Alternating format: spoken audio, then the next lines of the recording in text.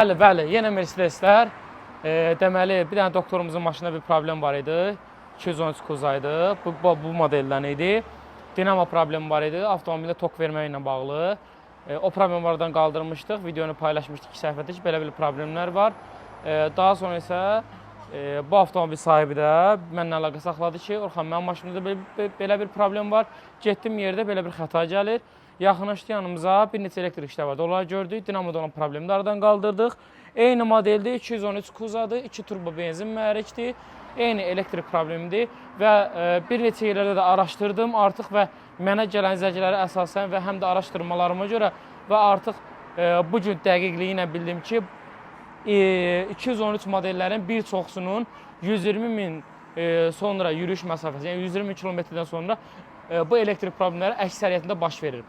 Tək bizim ölkədə yox, digər Polşada da baş verib, Norveçdə baş verib. Bir neçə ölkələrdə artıq bu modellər üzrə xroniki problemlidir demək olar ki, yəqin ki, zavod istehsalçı bunu biraz zəif buraxıb.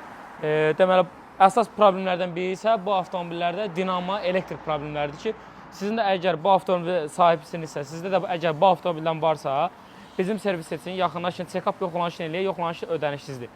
Ən azından yoxlayaq ki, bunda elektrik problemi var, yoxsa yox, dinamo normal zaretka verir, yoxsa yox, ən azından gərginliyi, cəryanı, bunların hamısını ölçək, yoxlayaq ki, sonradan yolda getdiyiniz zaman sürpriz xərclərlə qarşılaşmayasınız. Və bunu da demək istəyirəm ki, bu dinamolar Valeo dinamolardır, çox çətin dinamolardır, amma buna baxmayaraq təmiri bizim servisimizdə mümkündür. Kim istəsə əlaqə saxlaya bilərlər. Təşəkkürlər, izləmədə qalın.